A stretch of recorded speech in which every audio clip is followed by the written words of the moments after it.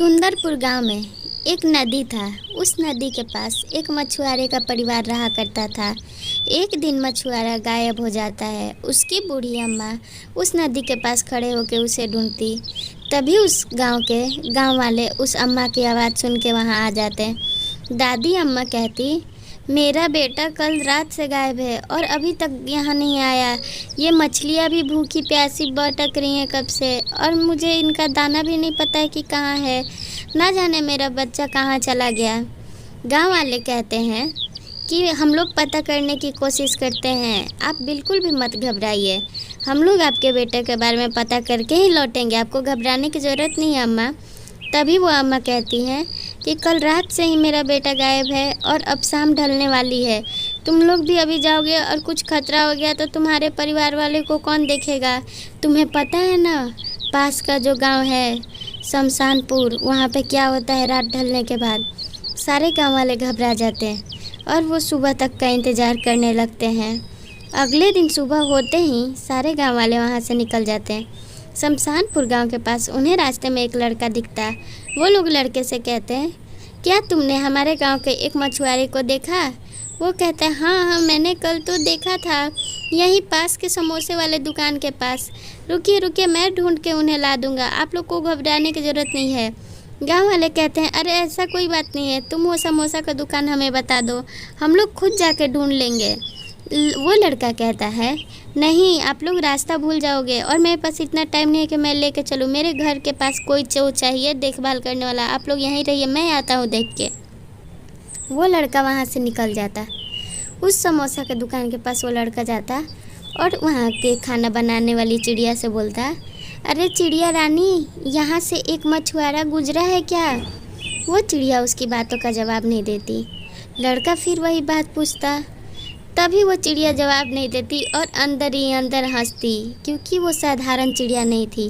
देखते ही देखते उस लड़के को वहाँ एक चुड़ैल आके निगल जाती और उस चिड़िया से कहती, वाह शाबाश चिड़िया रानी, तुमने बहुत अच्छा काम किया।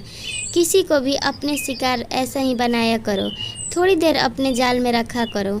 चिड़िया उसकी बात समझ जाती और चिड़िया उस चुड़ैल की गुलाम ही थी, इसलिए वो चुड़ैल का बात माना करती थी।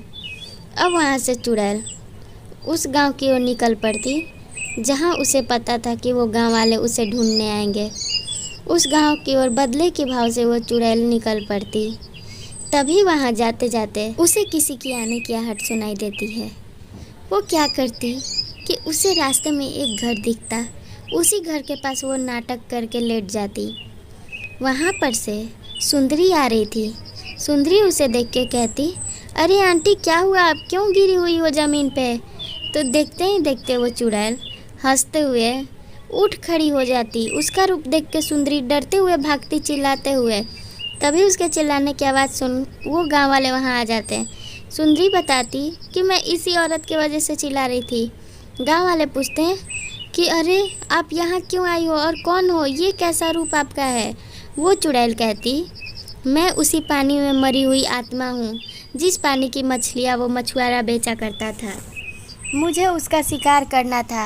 एक दिन रात में वो आ गया और मैंने उसका शिकार कर लिया। तभी गांव वाले कहते कि आप ऐसा क्यों कर रही हो, कोई तो दिक्कत होगी तभी ना आप ऐसा कर रही हो।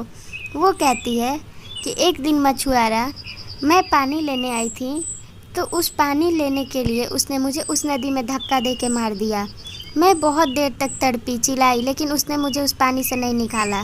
मेरे सारे शरीर पर पानी जम के हरा हरा काई लग गया और मुझे कोई मुक्ति नहीं दिलाया। गांव वाले उससे वादा करते हैं कि वो लोग उसकी आत्मा की शांति दिलाएंगे।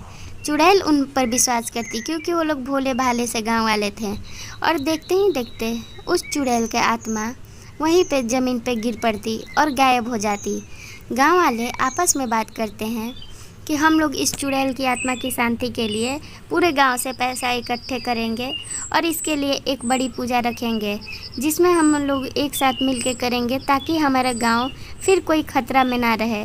सारे गांव वाले एक साथ मिलके इस बात के लिए राज़ी हो जाते हैं और फिर उस चुड़ैल की आत्मा की पूजा हो जाती है। ऐसी कहानी देखने के लिए चैनल सब्सक्राइब कर लें और वीडियो को लाइक कर दें।